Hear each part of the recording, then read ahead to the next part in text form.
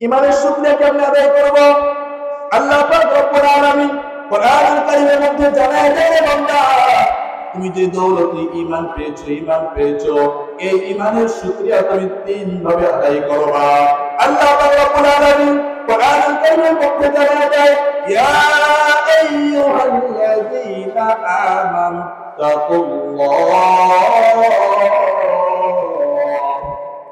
وابتغوا إليه الوسيلة وجاهدوا في سبيله।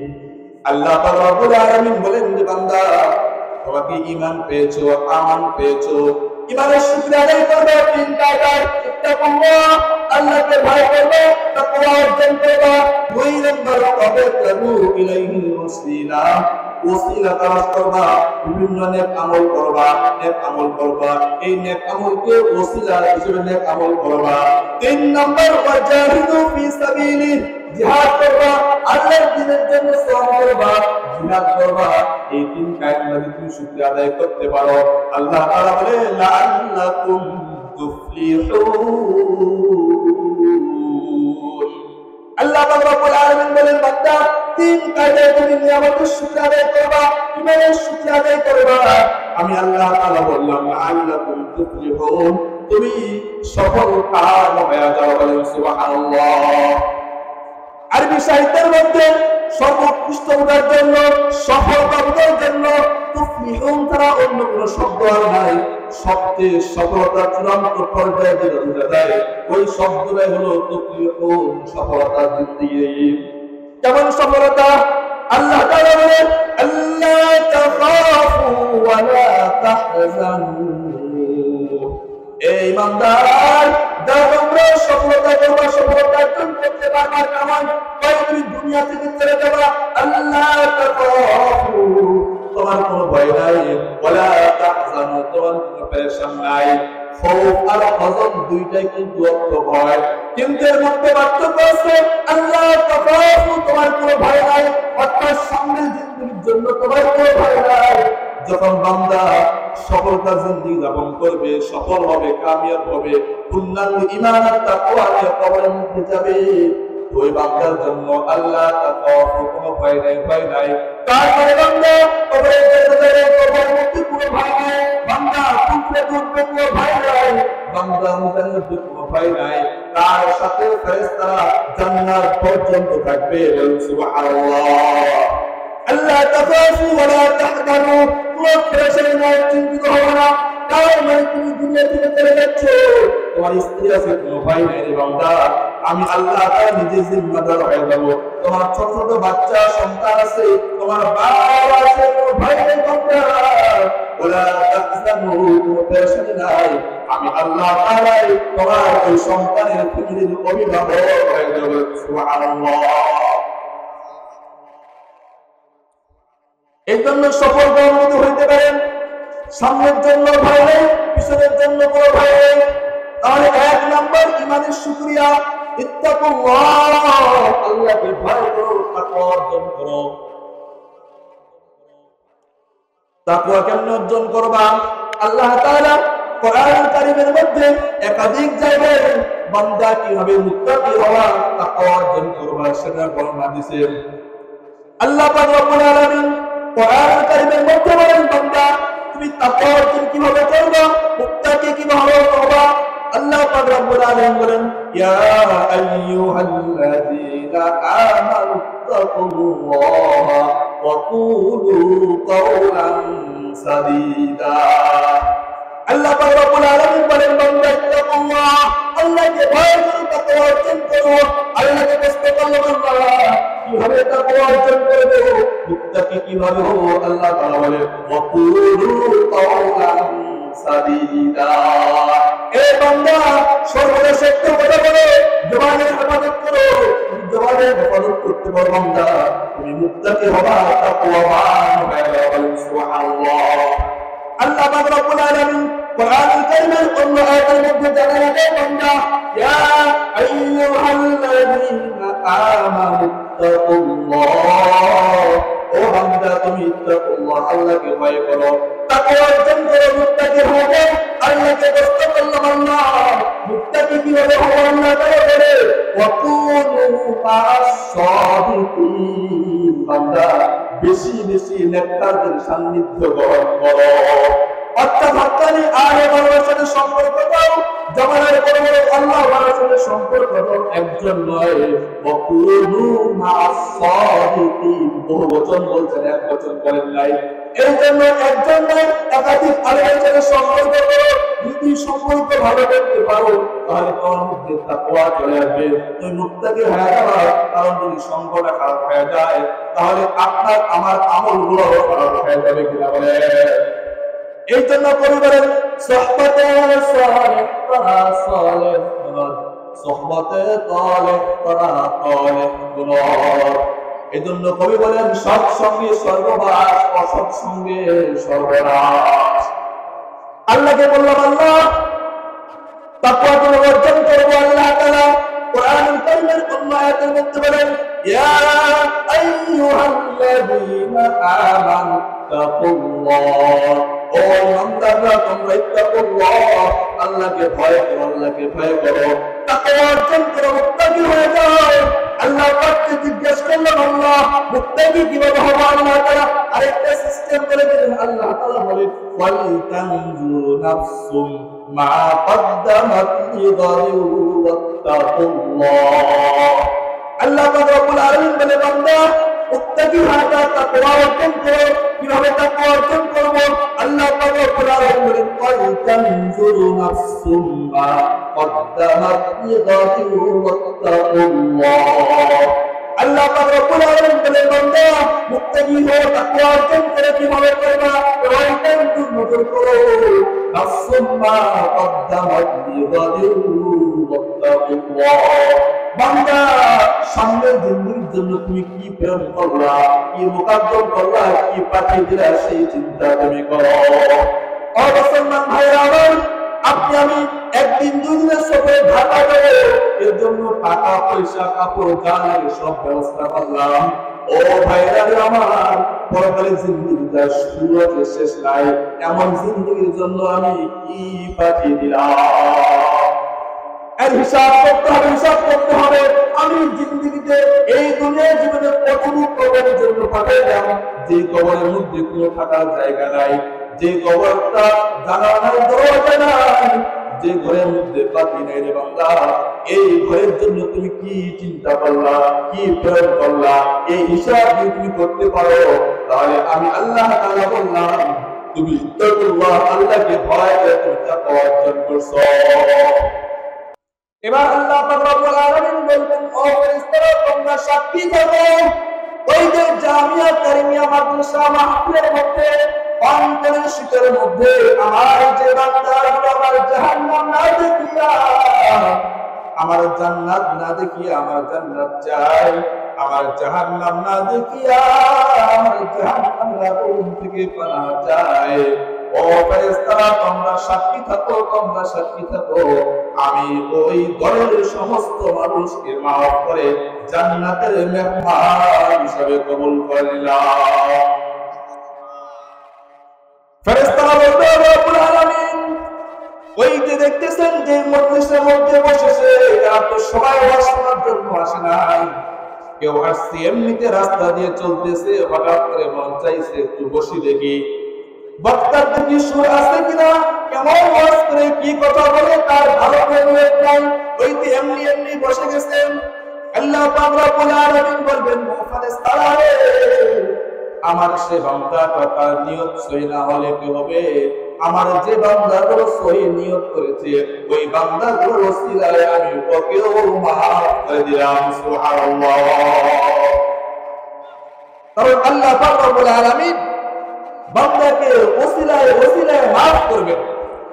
আল্লাহ পাক রব্বুল আলামিন আপনাকে আমাকে অগণিত অসংখ্য নিয়ামত দান করেছেন। আল্লাহ তাআলা বলেন আমি আমার বান্দাকে কত নিয়ামত দিয়েছি। আল্লাহ তাআলা বলে যদি তোমরা নিয়ামত গণনা শুরু করো, ফাইন তাআতু নিমাতাল্লাহি লা তুহসুহা, বান্দা আমি আল্লাহ তাআলা তোমাদেরকে এত এত নিয়ামত দান করেছি যে গণনা করতে শুরু করো লা তুহসুহা, পশ্চিম কালে তোমরা গণনা করে শেষ করতে পারবে না। আল্লাহ তাআলা আপনাকে আমাকে আমাকে অনেক নিয়ামত দান করেছেন। একজন মানুষ দীর্ঘ অনেক বছর থেকে তিনি চিত হয়ে শুইতে পারে না, সেজদা করতে পারে না। তাকে বলা হয় যে ভাই আপনি নামাজ পড়েন, সেজদা দেন না, কারণটা কি? উনি বলতেছে আমার যদি আমি সেজদা করতে যাই আমার সব খাদ্য এই মুখ দ্বারা বের হয়ে যায়। কেন? প্রত্যেকটা মানুষের ভিতরে একটা টিউব আছে, একটা রাবার আছে, যেটা খাদ্যটা ভিতরে নেয় কিন্তু বাইরে বের করে না। যেমন আমরা ফুটবলে হাওয়া দিই, বাতাস দিই, হাওয়াটা ভিতরে যায় কিন্তু বাইরে বের হয় না, একটা টিউব, একটা রাবার লাগা আছে। উনি বলতেছে আমার ভিতরে এই রাবারটা নষ্ট হয়েছে, এই জন্য আজকে দীর্ঘ 10 বছর অনেক সময় হয়ে গেছে চেষ্টা করতে পারি না, চিৎ ঘুমাইতে পারি না। আপনাকে আমাকে আল্লাহ পাক রব্বুল আলামিন সেই নিয়ামত দান করেছেন, এমন অগণিত নিয়ামত দান করেছেন। তার মধ্যে আল্লাহ তাআলা আপনাকে আমাকে ঈমানের মতো বড় দৌলত নিয়ামত দান করেছেন। ঈমানটা এত দামি, এত বড় নিয়ামত, যদি কোনো বান্দার মধ্যে ঈমান না থাকে, বেঈমান হয়ে কবরে যায়, তাহলে পশ্চিম কালে ওই বান্দা জান্নাত পাবে, পশ্চিম কালেও পাবে না। আল্লাহ তাআলা বলে যে ব্যক্তি ঈমান আর নেক আমল নিয়ে আসবে আমি তাকে কি পুরস্কার দান করব? আল্লাহ তাআলা কোরআনুল কারীমের মধ্যে বলেন ইন্নাল্লাযীনা আমানু ওয়া আমিলুস সলিহাত, আমার যে বান্দা ঈমান আর নেক আমল নিয়ে আসবে কানাত লাহুম জান্নাতুল ফিরদাউসি নুজুলা। আল্লাহ পাক রব্বুল আলামিন বলেন আমার যে বান্দা একটা শিরক মুক্ত ঈমান নিয়ে আসবে আর নেক আমল নিয়ে আসবে কানাত লাহুম জান্নাতুল ফিরদাউসি নুজুলা। আমি আল্লাহ তাআলা ছোট বড় জান্নাত না, সর্বোচ্চ জান্নাত, জান্নাতুল ফিরদাউসের মেহমান হিসেবে কবুল করে নিব। সুবহানাল্লাহ। তবে অবশ্যই ঈমানটা শিরক মুক্ত একটা ঈমান হতে হবে, কারণ যেই ঈমানের সাথে শিরক মিশ্রিত হয়ে যাবে এই ঈমান আল্লাহ তাআলার দরবারে কবুল হবে না। আল্লাহ পাক রব্বুল আলামিন কোরআনুল কারীমের মধ্যে জানায়া যায় ইন্নাল্লাহা লা ইয়াগফিরু আইয়ুশরাকা বিহি ওয়া ইয়াগফিরু মা দুনা যালিকা লিমান ইয়াশা। আল্লাহ পাক রব্বুল আলামিন বলেন ইন্নাল্লাহা লা ইয়াগফিরু আইয়ুশরাকা বিহি, যে বান্দার মধ্যে ঈমানের মধ্যে শিরক মিশ্রিত হয়ে যাবে, শিরক একটা ঈমানের সাথে শিরক নিয়ে আসলে আমি ওই শিরককারীকে কখনোই মাফ করব না। ওয়া ইয়াগফিরু মা দুনা যালিকা লিমান ইয়াশা, বান্দা ঠিকমতো নামাজ পড়তে পারে নাই, ঠিকমতো রমজানের রোজা রাখতে পারে নাই, ঠিকমতো যাকাত আদায় করতে পারে নাই, ঠিকমতো দান সাদকা করতে পারে নাই, ওই বান্দা আসবে আমি আল্লাহ তাআলা ওই বান্দাকে maaf করব। কিন্তু যদি কোই ঈমানের সাথে শিরক মিশ্রণ করে ফেলে, ঈমানের সাথে শিরক নিয়ে আসে, তাহলে আল্লাহ তাআলা লা ইয়াগফিরু আইয়ুশরাকা বিহি, আমি রব্বুল আলামিন কখনোই ওই শিরকের গুনাহ মাফ করব না। আল্লাহ পাক রব্বুল আলামিন কোরআনুল কারীমের মধ্যে জানিয়ে দেয় ইন্নাশ শিরকা লাযুলমুন আযীম, শিরক হচ্ছে সবচেয়ে বড় গুনাহ, এই গুনাহকে আল্লাহ তাআলা maaf করবে না। এই জন্য হাকিম লোকমান তার সন্তানকে নসিহত করতেছে, উপদেশ করতেছে ইয়া বুনাইয়া লা তুশরিক বিল্লাহ, এ আমার আদরের সন্তান কখনোই তুমি শিরক করবা না। তাহলে আমরা বুঝলাম যদি আমার ঈমানটা শিরক মুক্ত ঈমান হয়ে যায়, আল্লাহ পাক রব্বুল আলামিন বলেন ইন্নাল্লাযীনা আমানু ওয়া আমিলুস সলিহাত কানাত লাহুম জান্নাতুল ফিরদাউসি নুজুলা। আল্লাহ পাক রব্বুল আলামিন বলেন বান্দা শিরক মুক্ত ঈমান নিয়ে আসবা, নেক আমল নিয়ে আসবা, তোমাকে ছোট বড় জান্নাত না সর্বোচ্চ জান্নাত, জান্নাতুল ফিরদাউসের মালিক করে দিব। সুবহানাল্লাহ। ও মুসলমান ভাইরা আমার, আমরা তো দৌলত ঈমান পেয়েছি, ঈমানের জন্য কষ্ট করা লাগে না, ঈমান পাওয়ার সাথে সাথে আমরা আমান পেয়েছি, নিরাপত্তার একটা জমি পেয়েছি। এই বাংলার জমিন হলো নিরাপত্তার জমিন। এই জমিনে কোনো বিধর্মীদের কোনো কথা বলতে পারে না, কথা বললে বান্দা দাঁড়ায় যায়, এই জমিনে তো 5 ওয়াক্ত আযান হয়, আযানের সাথে নামাজ হয়, ইসলামের কাজগুলো সম্পন্ন করা হয়, কষ্ট করা লাগে না। কিন্তু এমন একটা সময় ছিল, এমন একটা যুগ ছিল, যারা ঈমান পেয়েছে, তারা দৌলতি ঈমান পেয়েছে। বাপ দাদার থেকে ঈমান পাই নাই, অনেক কষ্ট করে ঈমান নেওয়া লাগছে। আবার ঈমান পাইছে, ঈমান পাওয়ার পরে আমান পাই নাই, নিরাপত্তার জিন্দেগি পাই নাই, নিরাপত্তার জীবন পাই নাই, ঠিক মতো নামাজ কালাম করতে পারে নাই। কাফেরদের আমরা কষ্ট দিয়েছে, যেমন হযরত বেলাল রাদিয়াল্লাহু তাআলা আনহু কত কষ্ট করেছে। ঈমান গ্রহণ করার পরে হযরত বেলালকে তার মালিক কত কষ্ট দিয়েছে। বেলালকে বলছে, বেলাল তুমি ঈমান ছেড়ে দাও। কিন্তু বেলাল বলতেছে, না না, আমি যে ঈমান গ্রহণ করেছি, আমি এই ঈমান আমি ছাড়বো না। তার মালিক তাকে উত্তপ্ত বালুর মধ্যে শুয়ে দিয়েছে, এরপরে বেলাল ঈমান ছাড়ে না। এরপরে উলঙ্গ করে ফেলছে, সমস্ত কাপড় খুলে ফেলছে, উত্তপ্ত গরম পাথর বুকের উপর চাপা দিয়েছে। আর বেলালকে বলতেছে, বেলাল ঈমান ছাড়ো। এরপর বেলাল ঈমান ছাড়ে না, বস্তুগুলো খসে পড়তেছে। এরপর বেলাল ঈমান ছাড়ে না। ও মুসলমান ভাইরা আমার, এই বেলাল ঈমান পেয়েছে, আপনি আমি ঈমান পেয়েছি, কিন্তু তার ঈমান পাওয়ার পরে আমানতের জীবন পায় নাই, আমান পায় নাই, নিরাপত্তা পায় নাই, অনেক কষ্ট সহ্য করতে হয়েছে। কিন্তু আপনাকে আমাকে ঈমানের জন্য কোনো কষ্ট করা লাগে নাই, বা করার থেকে আমরা ঈমান পেয়েছি কিনা বলেন ঠিক কিনা? হযরত খুবাইব রাদিয়াল্লাহু তাআলা আনহু ঈমানের জন্য কি পরিমাণ কষ্ট করেছে। হযরত খুবাইব রাদিয়াল্লাহু তাআলা আনহুকে কাফের বেঈমানরা বলছে, খুবাইব ঈমান ছেড়ে দাও। খুবাইব বলতেছে, না, আমি যেই কি কালিমা বলছি, এই কালিমা আমি ছাড়বো না, ঈমান আমি ছাড়বো না। এরপর তিনাকে সুলের মধ্যে চড়া হয়েছে, সুলের চড়ার উপরে কারাবিদ্ধ করা হয়েছে, তার হাতের মধ্যে পায়ের মধ্যে পেরেক দেওয়া হয়েছে। হযরত খুবাইবের রক্ত পড়তেছে গড়ায়া, পুরো শরীর রক্তাক্ত হয়ে গেছে। খুবাইব চিৎকার করতেছে, আল্লাহ নাম করতেছে। খুবাইব ঈমান ছাড়ে না। কাফের বেঈমানরা বলতেছে, খুবাইব ঈমান ছেড়ে দাও। তুমি একবার শুধু না হলে মুহাম্মদকে গালি দিয়ে দাও, মুহাম্মদকে গালি দিলেও তোমাকে আমি মুক্ত করে দিব। খুবাইব রাদিয়াল্লাহু তাআলা আনহু বলতেছে, ওই কাফের বেঈমানরা, আমি খুবাইবের একটা জীবন নয়, আমি যদি 100বার জীবিত হই, আমার 100বার আমি শাহাদাত বরণ করব, এরপর আমি দৌলতে ঈমান ছাড়ব না। তাহলে কি বুঝলাম আমরা? তারাও ঈমান পেয়েছে, আপনি আমি ঈমান পেয়েছি, কিন্তু আমরা আমানতের একটা জীবন পেয়েছি, আমান পেয়েছি, নিরাপত্তার জীবন পেয়েছি। এই বাংলার জমিনে নামাজ পড়তে কষ্ট হয় না, আযান দিতে কষ্ট হয় না, কোরআনের মাহফিল করতে কষ্ট হয় না।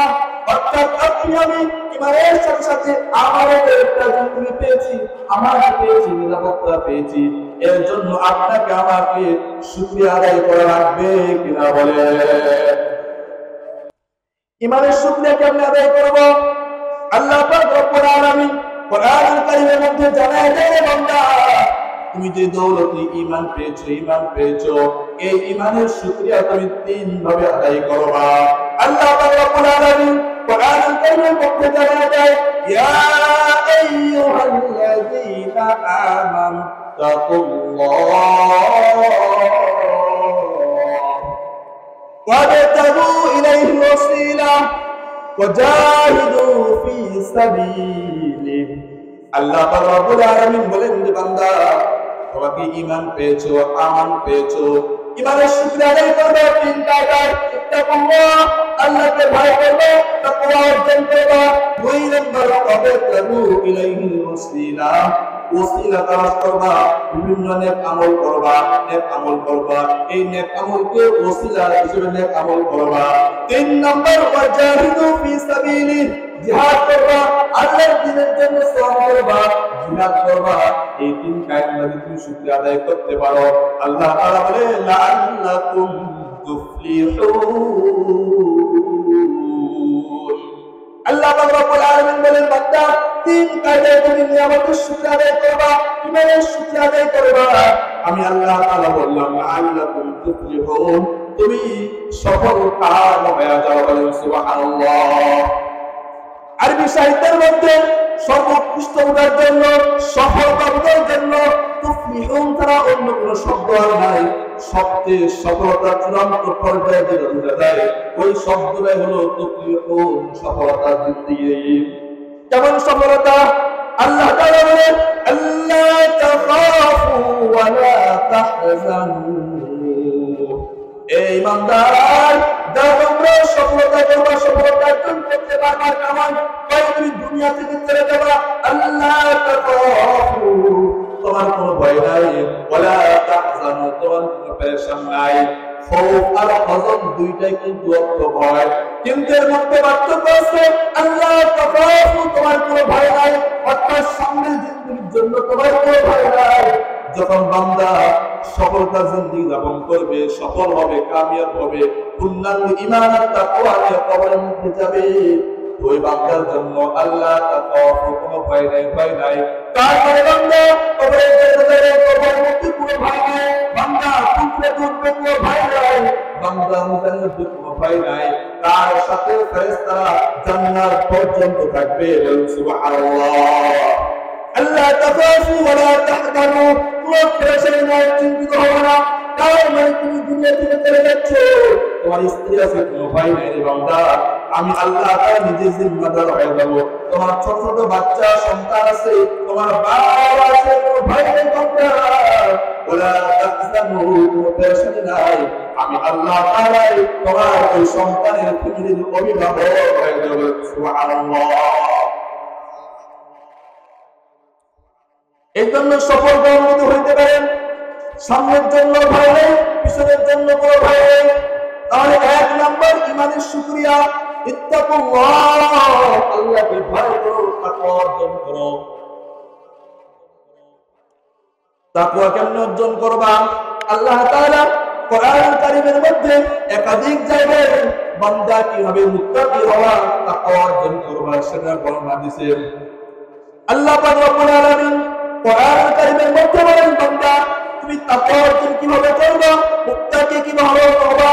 আল্লাহ পাক রব্বুল আলামিন বলেন, ইয়া আইয়ুহাল্লাযীনা আমানু তাকুল্লাহা ওয়া কুলু কাওলান সাদীদা।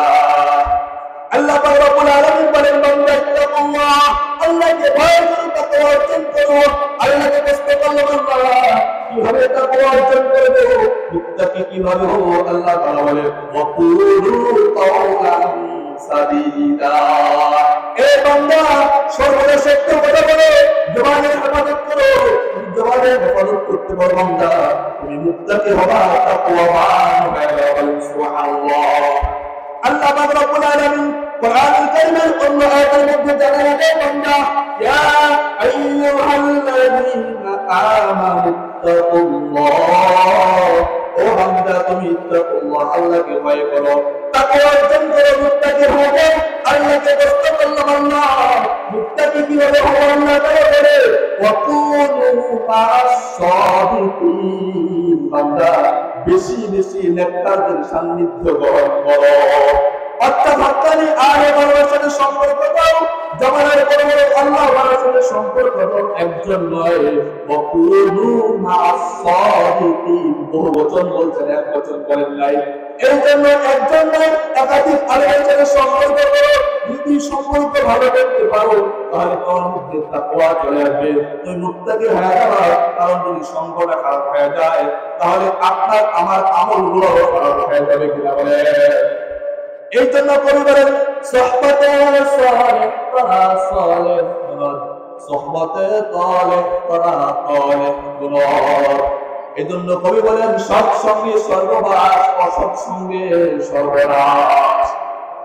আল্লাহকে বললাম, আল্লাহ তাকওয়া অর্জন করবো। আল্লাহ তাআলা কোরআনুল কারীমের অন্য আয়াতের মধ্যে বলেন, ইয়া আইয়ুহাল্লাযীনা আমানু তাকুল্লাহ, ও ইমানদাররা তোমরা ইত্তাকুল্লাহ, আল্লাহকে ভয় করো, আল্লাহকে ভয় করো, তাকওয়া অর্জন করো, মুত্তাকি হয়ে যাও। আল্লাহ পাককে জিজ্ঞেস করলাম, আল্লাহ মুত্তাকি কিভাবে হবে আল্লাহ তাআলা আরেকটা সিস্টেম বলে দিলেন। আল্লাহ তাআলা বলেন ওয়াল তানজুরু নাফসুম মা কদ্দামাত লিগাদিন ওয়াত্তাকুল্লাহ।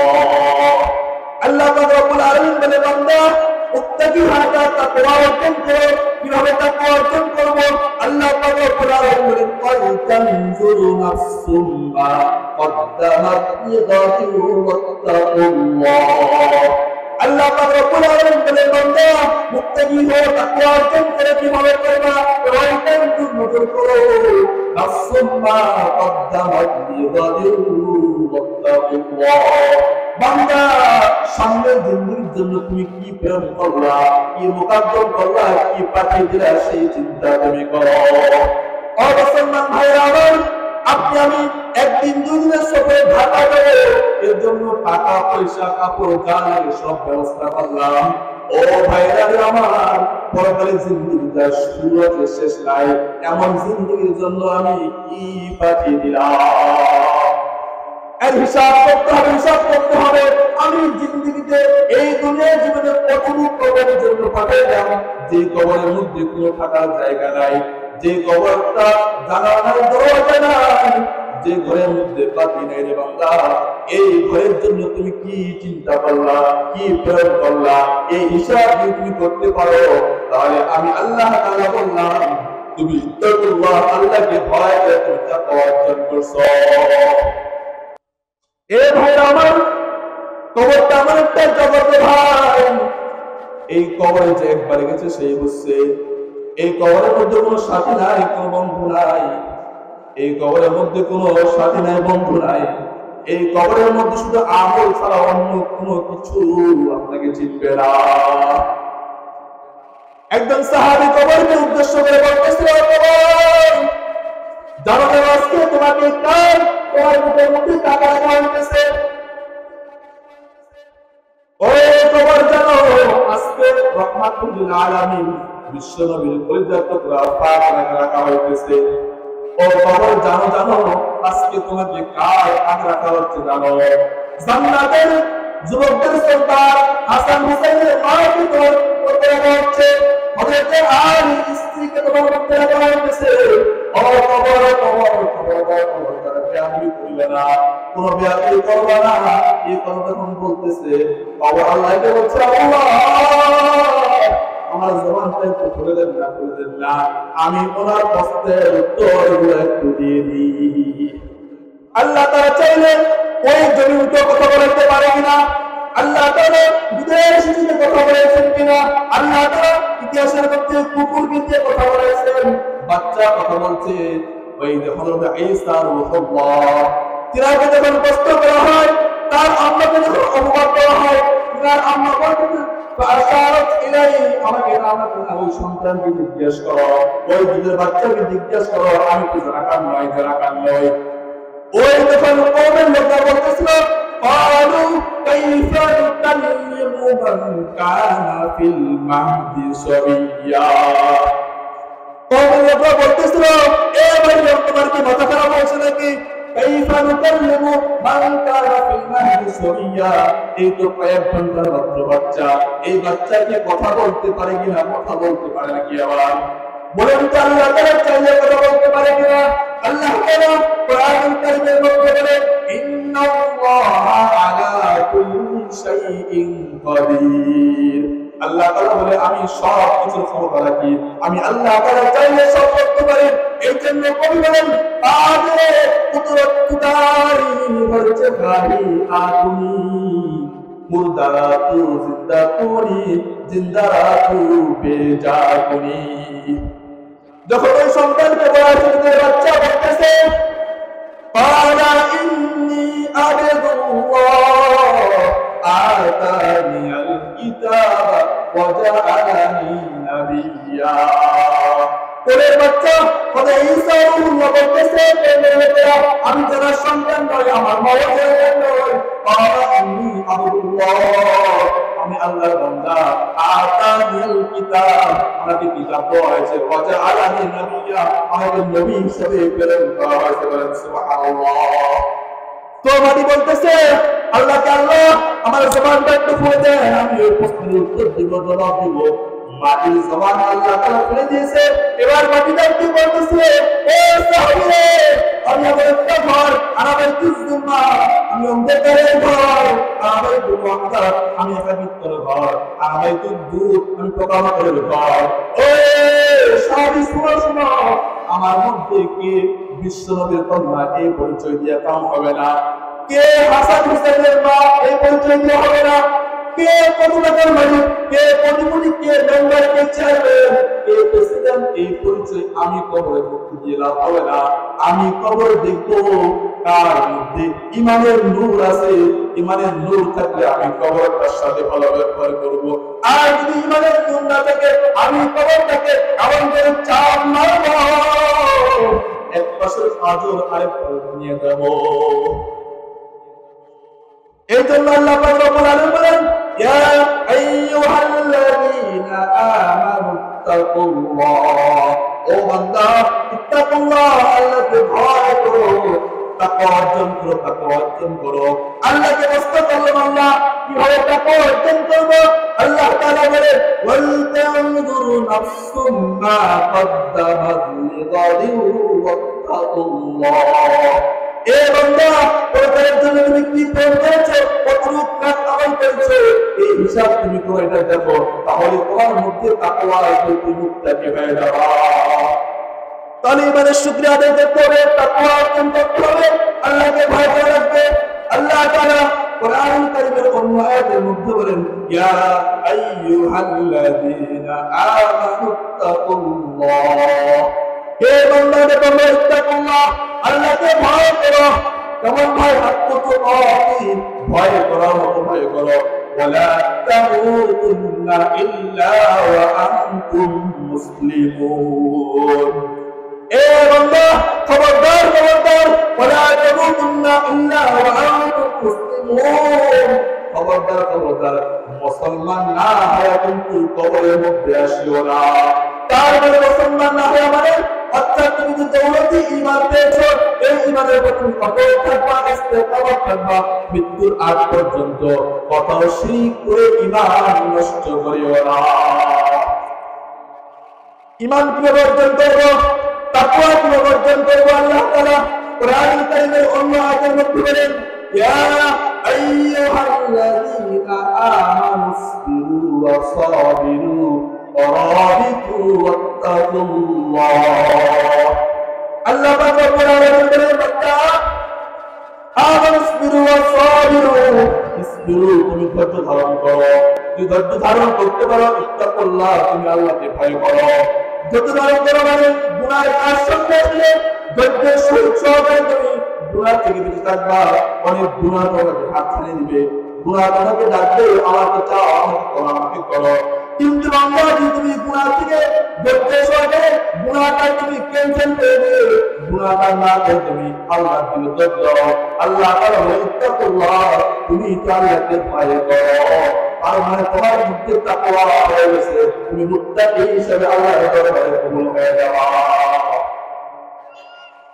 এই জন্য আল্লাহ পাক রব্বুল আলামিন, আল্লাহ রাসূল সাল্লাল্লাহু আলাইহি সাল্লাম একজন সাহাবীকে বলে, ইত্তাকুল মাহারিমা তাকুন আবাদান নাস। নবীজি সাল্লাল্লাহু আলাইহি সাল্লাম বলেন, ইত্তাকুল মাহারিমা তাকুন আবাদান নাস, যদি তুমি তাকওয়া অর্জন করতে পারো, আল্লাহকে ভয় করে তুমি সমস্ত হারাম কাজ থেকে দূরে থাকতে পারো, আমি বললাম তুমি জামার সবচেয়ে বড় আল্লাহ ওয়ালা। সুবহানাল্লাহ। কে বলেছে? নবীজি সাল্লাল্লাহু আলাইহি সাল্লাম বললেন যে যদি কোন বান্দা, আমার কোন উম্মত ইত্তাকুল মাহারিমা তাকুন আবাদান নাস, সে আল্লাহকে ভয় করে সমস্ত গুনাহ কাজ থেকে বিরত থাকতে পারে, তাহলে সেই সবচেয়ে আল্লাহ ওয়ালা, দুনিয়ার মধ্যে সবচেয়ে বড় আল্লাহ হয়ে যাবে।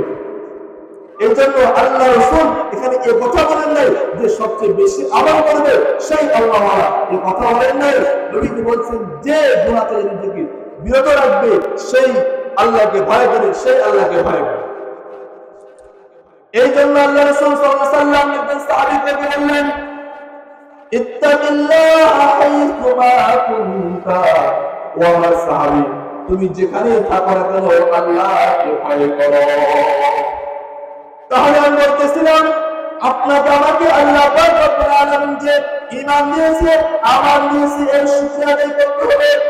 এক নম্বর শুকরিয়া হলো আল্লাহ তাআলা কোরআনুল কারীমের মধ্যে বলেন, ইয়া আইয়ুহাল্লাযীনা আমানু তাকুল্লাহ।